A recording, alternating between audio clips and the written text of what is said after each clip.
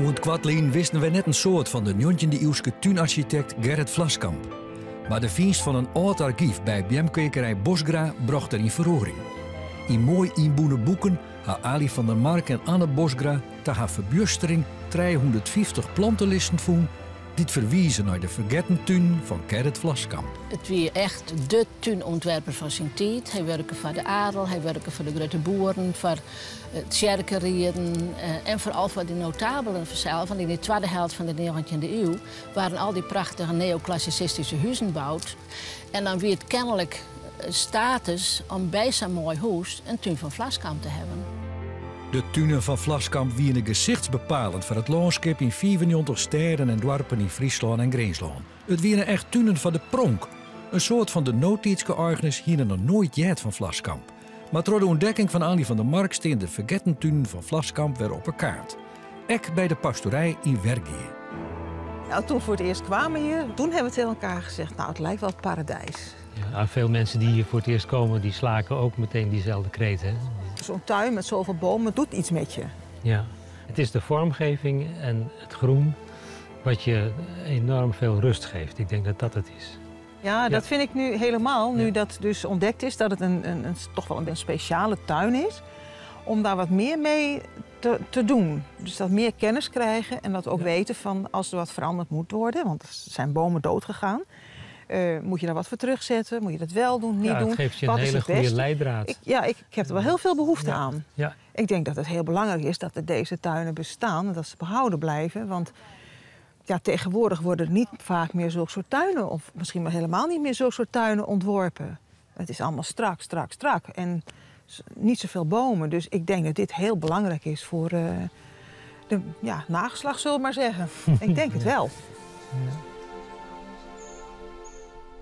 De vergeten tuin binnen intussen wijdwaardig inventariseren. Het is duidelijk 4 van 12. Er is al een soort verdwoen. Als wij het groene erfgoed van Vlaskamp behouden willen, dan moeten we in actie komen. Als je dat vertalen naar de tijd van nou, er is de website Vlaskamp.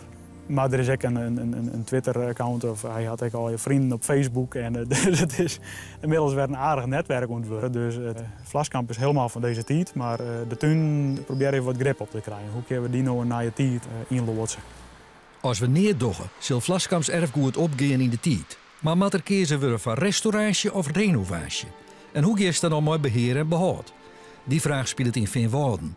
Dat bij de komst van een nieuwe dijk kansen is om de tuin weer om te brengen in de landschapelijke oorlis van de 19e eeuw. Het wetter dat ran eigenlijk zelfs nog voor de boekenbeam. Wat nou vent wij is, wie al je nog tuin. Dat zou natuurlijk ook prachtig wezen als aast mij het egen op de nije wei, dat dit alle jaar oppakt wordt. Dat er net een groenstrook komt, maar dat het wetter weer omkomt. Dat zou mooi wezen, want het kan zo aansluiten worden op die veert die hier nog achterlangs gaat. En dan misschien als dan de viever weer omkomen zouden en eventueel de paden aan deze kant. Ja, dat zou een sprookje wezen. Dan krijgst echt weer wat Vlaskamp-achtig weer om. Krijg je er nooit zin om. Maar jet het Safir is, speelt het een dreuwend probleem bij de karakteristieke rede boek van Vlaskamp. Kwartlien is de BM troljochte waarbij duidelijk te zien wie dat de boek oertaast wordt door de houtskoolzwam. Deze zwam die had altijd wel in de BM zitten. Want de zwam had de BM nodig en de BM had de zwam nodig. Het is een soort symbiose tussen die twee. En omdat deze BM nou zo oud wordt, wordt er zwakker. En nu krijgt de zwam eigenlijk de oerhaan. Dus wij zouden mijn zwaar kennen dat die BM wat meer voeding krijgt. Dat de bijen wat verriekt wordt. Zodat die BM groeien kan, hout produceren kan. En min of meer hem wat afzetten kan in die zwam, zodat er weer wat sterker wordt. Dan kan je dus zien dat de BM hem verdiegend toch een soort sap uit te skieren om die zwam in te dammen. Misschien is er al in min of meer een stervensproces, je weet dat net. Maar het is wel 4 vertoven. En er moet echt wat gebeuren, ja. Want het is wel de Vlaskamp BM, werd wij zo grutsko binnen. We moeten er mijn wel passen. Het is voor het dorp ik mooi. Du komt het dorp in en aan de andere kant staat ik zo'n boekenbeam. Dus du komt eigenlijk door een poorten van die beide boekenbeamen komst van woorden in. En dat is zo prachtig.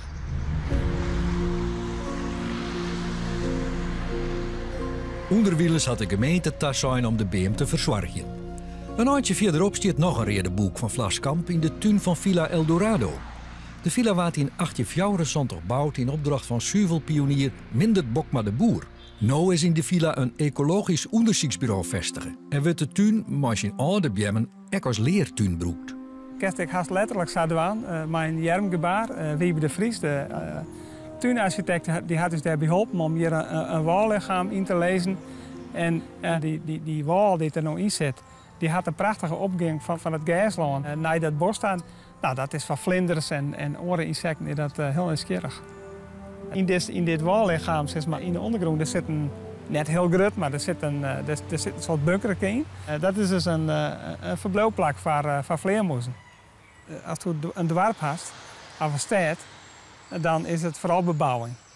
Maar als je naar de ecologische structuur in de dorp of in de stad, dan ben dit soort tuinen, dat ben vaak de dragers van die ecologische structuur. Dat ben ik de plek aan West eigenlijk vooral dit soort oude bjemmen hast.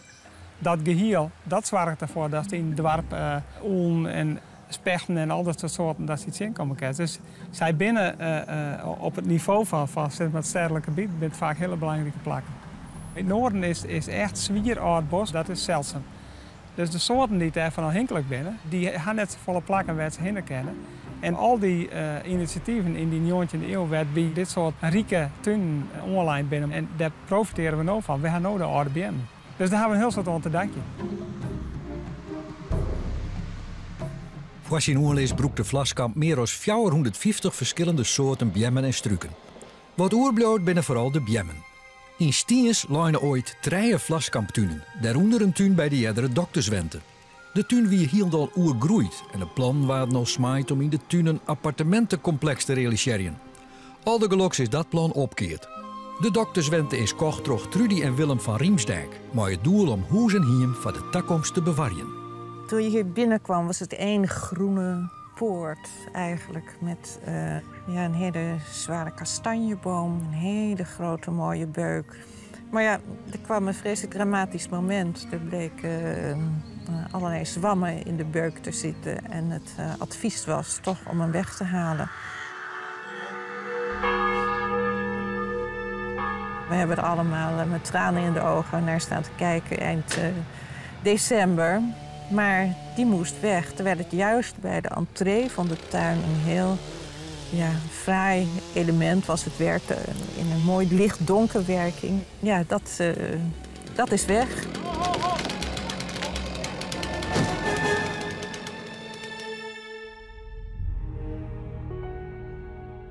De redeboek wie duidelijk ontaast. Hij mast omkapt worden. Het uitzicht op de boek is voort. Maar het biedt ook een nieuwe toekomst van de tuin van de eerdere dokterswente, die het ooit online was door de widow van dokter East, Sjoukje Jeens Steekema. De geschiedenis van de tuin jouwt inspiratie voor de mogelijke oorlees in de toekomst.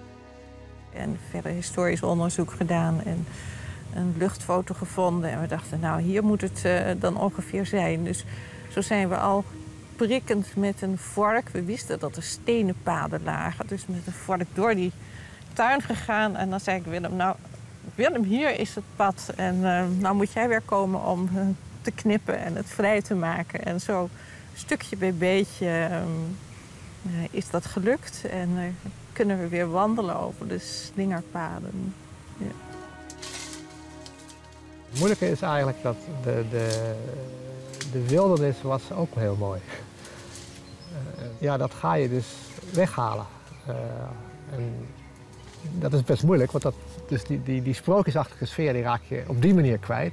Maar daar komt er weer iets heel anders voor terug. En wat er voor terugkomt is eigenlijk veel meer zoals het ook bedoeld is geweest. Maar anders dan die was onder Vlaskamp. Met alle mooie perkjes en alle bloemstruiken zoals Sjoukje Takema toen ze dat aanlegde in 1868 met Vlaskamp bedacht heeft. Het zijn momenten uit het leven van die tuin en op basis daarvan kun je weer besluiten nemen. Een tuin is een levend organisme als geheel. Hè? Dus bomen groeien, omgeving verandert. Het heeft geen zin meer bijvoorbeeld om dat prieeltje wat hier gestaan heeft, om dat daar weer neer te zetten. Want het uitzicht daar was, dat is daar niet meer. Ja, nu is het parkeerterrein en nieuwbouwwijken. Ja, zo gaat dat natuurlijk. Een plaats moet uitbreiden en daar gebeurt van alles.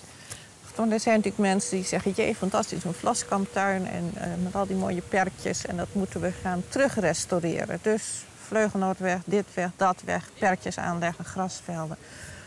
Wij denken er anders over. En, ja, er is een begrip dat ze zeggen, de continuïteit en verandering, dat gaat heel goed samen. Dus er zijn elementen die je bewaart en er zijn elementen die je verandert. En zoiets wat eigenlijk een levend kunstwerk, kun je het bijna noemen.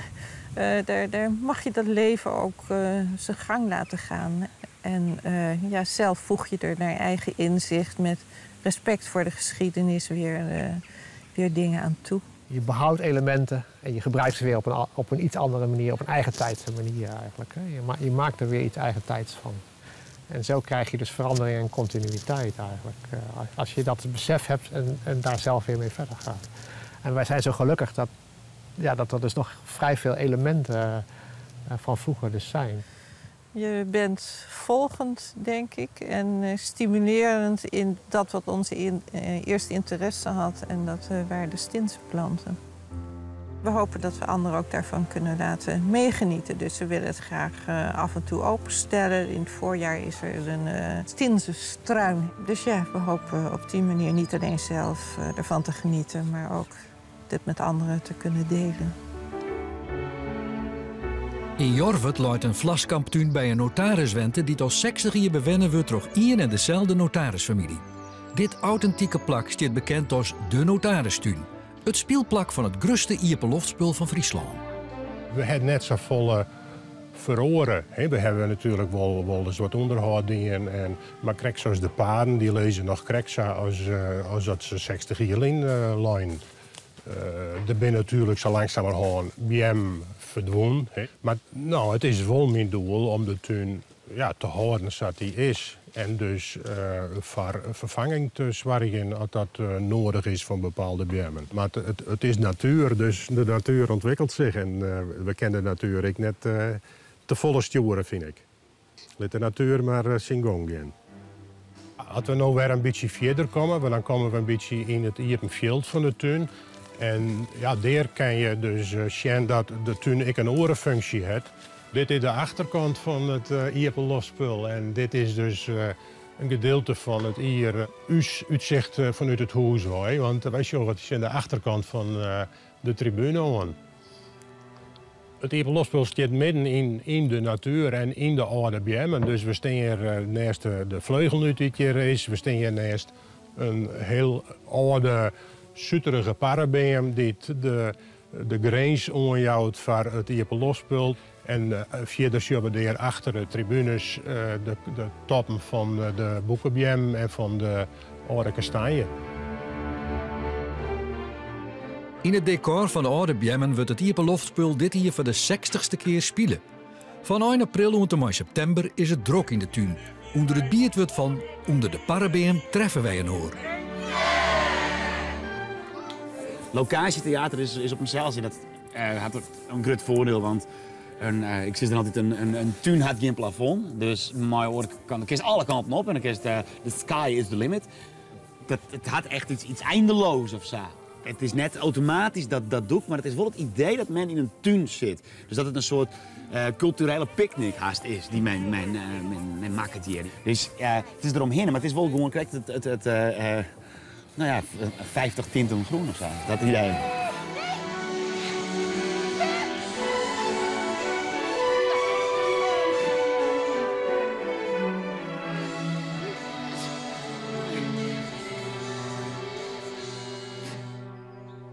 Winterdaags is het stil in de notaristuin en wacht het de parabem op het volgende stik. Een van de dingen die we nu al zien hebben is dat fruitbjem heel vaak deel uitmaakt van die tuin. Dat jet erbij, dat is een onderdeel. Dus als je een toekomst voor deze tuin zorgt, dan maak ik zorgen dat dat onderdeel bloot van die tuin. En ook al is het inderdaad misschien wel eens 4 voor 12, dat we zeggen van wat is er nou straks nou echt oer van die originele tuin. Ik bedoel 150 hier, dat is een lange tijd en BM heel vaak je leeft hier net. Wat kun je toch nog traceren naar dat oorspronkelijke ontwerp? En dat is eigenlijk toch wel iets wat mensen willen. Er is toch, merk ik wel een beetje bij een soort mensen die dit soort tuinen hebben, toch wel enige hang naar authenticiteit. Ook in Greenslaan weer Vlaskamp actief, maar de onlis van 32 tuinen. In Warfum luidt een tuin bij het oudst bewaarbleune stinnenhuis van het Greenser platteland. Een oude pastorijhof die dateert van 1600, met duizenden variësbolletjes. Tinsenplanten komen elk jaar weer tevoorschijn. We hebben niet één gekocht, niet één bolletje. Het was een cadeautje toen wij hier kwamen. En het landschappelijk gedeelte is weer tevoorschijn gekomen door onze aanpak. Door het opruimen. Daardoor begonnen wij dingen te zien. De tuin was opgezet eigenlijk als een nuts- en siertuin. Zoals het vroeger gebruikelijk was. En wij hebben dat aangetroffen en tegen elkaar gezegd, ja, hier moet je vooral niks aan gaan wijzigen. Je moet alleen wat erin zit proberen met het toverstokje aan te raken. Je moet het naar voren halen. En mijn vrouw is daar verschrikkelijk goed in om dat allemaal vorm te geven. En er is in de loop van de tijd van alles mee gebeurd. En ik denk dat dat dus vooral in de 19e eeuw de vorm heeft gekregen die het nu heeft. 1885 is hier ook heel wat gebeurd met het huis. En wij denken dus dat, nou we op het spoor zijn gekomen van Vlaskamp, dat daar toch wel invloed van uitgegaan is. Misschien heeft hij het helemaal wel aangelegd en ontworpen. Wij kennen de plantlijsten nu. En dat komt wel overeen met wat de bouwgeschiedenis ook aangeeft. Wij denken de 2 heuvels die er nu zijn. Waarschijnlijk was het al een vijver, maar is die vergroot of geaccentueerd. En zijn er bepaalde looplijnen gebouwd om een beetje een landschappelijke tuin te krijgen. En voor de rest staan vooral aan de randen. De voortuin is heel veel sierplanten en sierheesters tot stand gekomen. En met name de monumentale bomen. Ja, de passie om de tuin te behouden. Hetzelfde geldt voor het huis. In de staat waar hij zijn hoogtepunt heeft gehad in het verleden. Dat is omdat dit zo een zeldzaamheid is. Dat geldt voor huis en tuin. En je ziet al zo verschrikkelijk veel van die oude schoonheid, die kwaliteit verloren gaan in de wereld. Dat het plekje wat we hier hebben, dat verdedigen we met hand en tand. In Mantrum luidt een Vlaskamp-tuin die het nog net zo lang lien een jungle weer. De nieuwe bewoners van het huis zeggen dat dat net de bedoeling wezen koer. En begonnen met de restauratie van huis en hier. Als voorbeeld zeggen ze naar de authentieke Vlaskamp-tuin van het huis aan de andere kant van de diek. Die A-tuinen die moet je dus koesteren. B-tuinen, daar zijn wat kenmerken nog over. Die kan je ook herstellen met de kennis die je dan hebt opgedaan uit die A-tuinen. Dan krijg je ook een A-tuin. En dat kan door nieuwe bomen, nieuwe heesters, nieuwe perken, schuttingen, water. Alles weer terugbrengen. En dat geeft al heel snel een hele grote voldoening. Heel veel mensen vinden het heel erg kunstmatig. Maar dat is het eigenlijk niet. Als je kijkt wat mensen nu allemaal maken, ja, dan geef mij dan maar zo'n hele mooie natuurlijk oogend grasveldje, bomen. Dat is heerlijk. Mensen vinden dat ook heel erg fijn vaak, omdat het zo lekker in elkaar doorloopt. Ja, een rechte lijn is een rechte lijn, dat is van A naar B, maar een ronde lijn is toch meer bij de mens passend, vind ik. Uitgaande van de ontwerpprincipes van Vlaskamp, maar met een eigentijdse invulling, verhoort de tuin weer in de tuin die het ooit wie doet er in 1880 online waard. Maar het snoeien van de bjemmen, de oerlis van parken, slingerende paadjes en wankjes om het huis heen is de tuin weer hielendal in stil gebracht.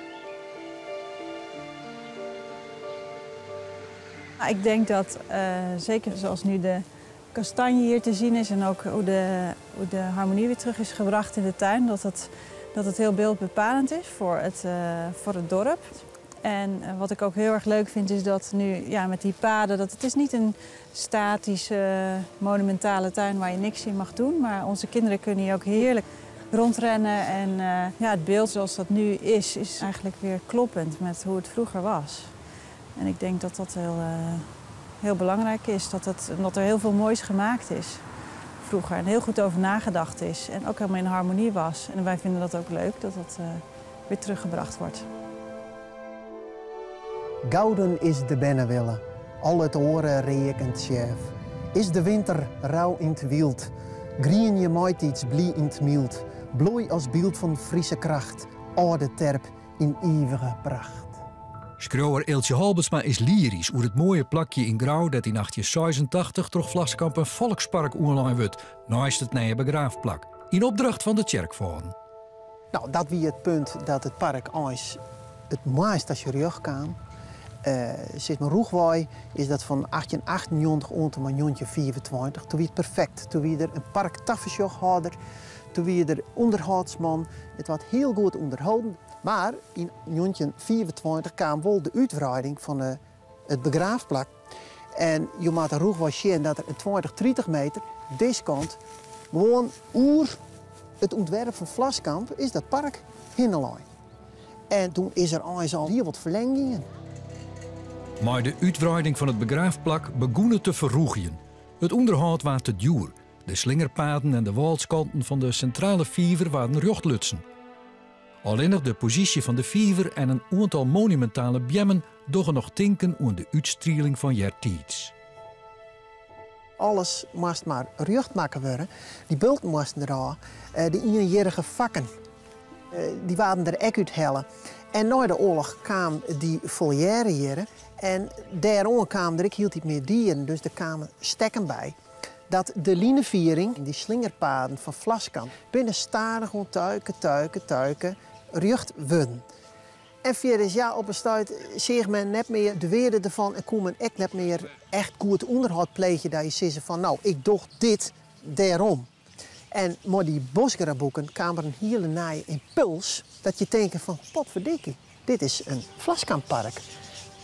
Hey Blinder, wat is er nog van oer? Goh, wat hebben wij een soort vertuut eerst litten.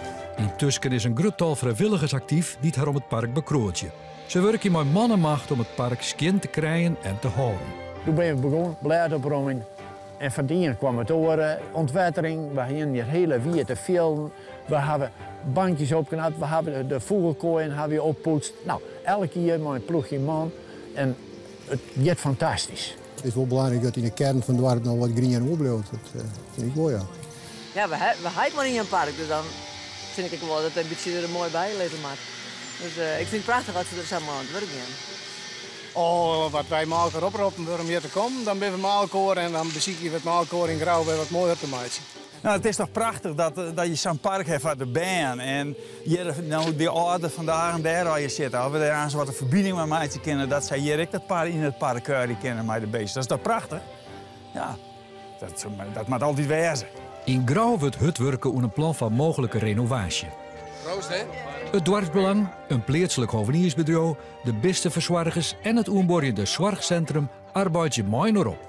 Eerst het restauratie van het park van Vlaskamp. Dat wil zeggen, de slingervijver, zet die doel weer waarombrengen, maar de belendende slingerpaden eromheen en de heestertropjes en om mijn pad ook de Poekler moeskouwbeden met kleuraccenten. De jonken, de oorspronkelijke plantenlisten van Bosgraad erbij hellen van binnen de plantentypen die ik gewoon weer waarombrengen kan. Verder wat nog wichtig is, zelfs dat de reuring van alle dieren zo volle mogelijk hier omheen concentreren wordt. Zodat dit wat een rustiger punt wordt. Hier is het multifunctionele centrum. De meesten die je waaien, ja, die hebben misschien net alle dagen een oorspraak. En dan is het mooi dat je toch per meter kuieren kan en daar de sociale cohesie wat stimuleren. En zeker in Grauw is het nou, maar die bebouwing eromheen wordt het zelfs heel tijd wichtiger. We moeten het koersje als nooit liddenskip voor USB'en om nog genieten te kennen van een stukje tuinarchitectuur, maar ook een stukje ontspanning en groen. Groen docht meestal goed. In de stennige omjouwing ga je net even te reizen om naar die zelfs te komen. Al heb je maar een mooie grote beam of heb je maar even een liedspakje groen, jou die er even deel, dat is zeker voor een mens voor het innerlijk volle beter en voor de geestek.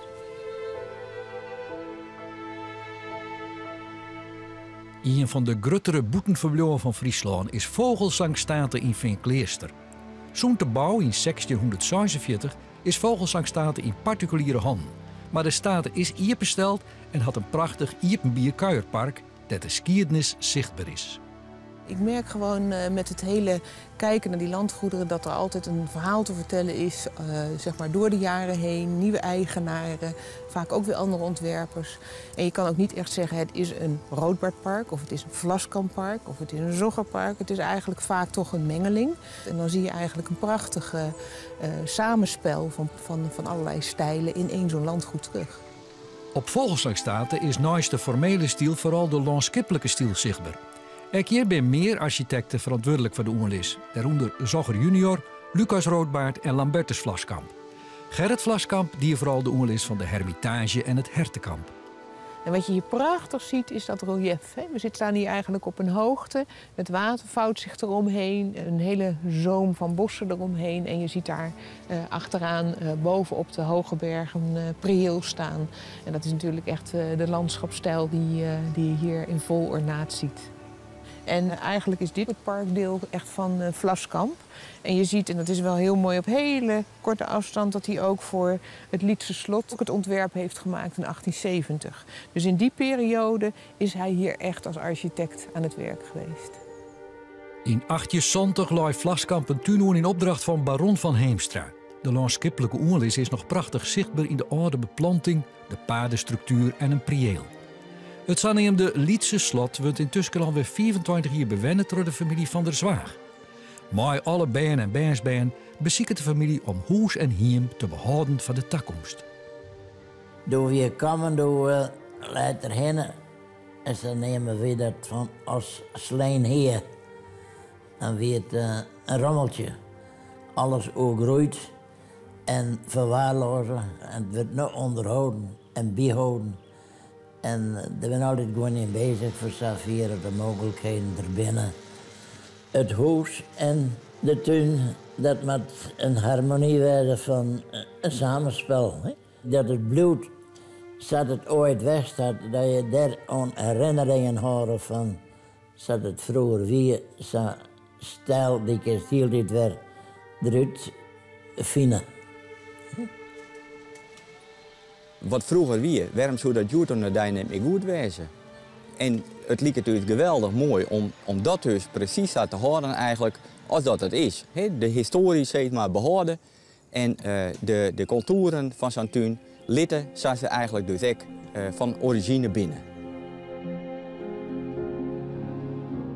De 19e eeuw voor het groene erfgoed is enorm belangrijk geweest. En wij boffen dat we in deze tijd leven en eigenlijk het in volle wasdom zien. Daarmee ook eigenlijk in een eindfase. Dus wat we wel hebben is de erfenis van hoe geven we dit door aan de toekomst. En nou ja, hoe gaan we het gebruiken? Wat wij nu noemen die noordelijke lustwaranden, een reeks van landschapsparken, van groen erfgoed, waar ook dit een onderdeel is. En vooral de slingertuinen en de tuinen die in de parken die heeft aangelegd, die vullen daar gewoon heel mooi een onderdeel van. En dat maakt ook tevens dat we het eigenlijk met elkaar zouden moeten bekijken hoe we dit in stand houden, maar vooral hoe geven we het door aan die toekomst. Dus dat hele collectieve, dat is zo belangrijk dat je dus ook niet zegt van het is of een Roodbaard, of een Vlaskamp, of een Zogger. Het is eigenlijk dat hele palet wat het zo mooi maakt en waardoor je eigenlijk ook, als je dat samen gaat doen, van 1 en 1 3 zou kunnen maken. Maar dan moet je het wel samen doen. Wat goed is, moet je net voortgooien. Dat ken je ook van zo'n tuin zeggen. Een oude tuin zaait dat de zandvolle dus waarom te zien is.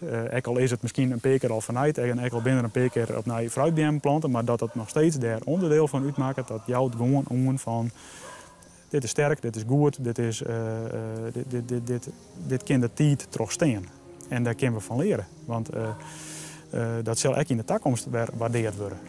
En ook al soort waar de 5e keer, ook al is het de 5e editie. Het is nog steeds mooi, sterk. Het is nog steeds een paradies. Je komt hier daar eerst. Dit zijn prachtige plakken. In Steensluit is een van de belangrijke tuinen van Gerrit Vlaskamp. En wat ontzettend leuk is, langs die tuin luidt een nieuwe steeg. Dus op een gegeven moment waar ik bellen terug in een van de gemeenten, zou ik het leuk vinden om daar een Gerrit Vlaskamp steeg van te maken. Nou, ik zei, dat is fantastisch natuurlijk. Dus in Steens hebben we nu een Gerrit Vlaskamp steeg. En wat zou het mooi wezen als ik nou zie Gerrit, de Cezekoor van Gerrit jongen, wat heeft het goed in.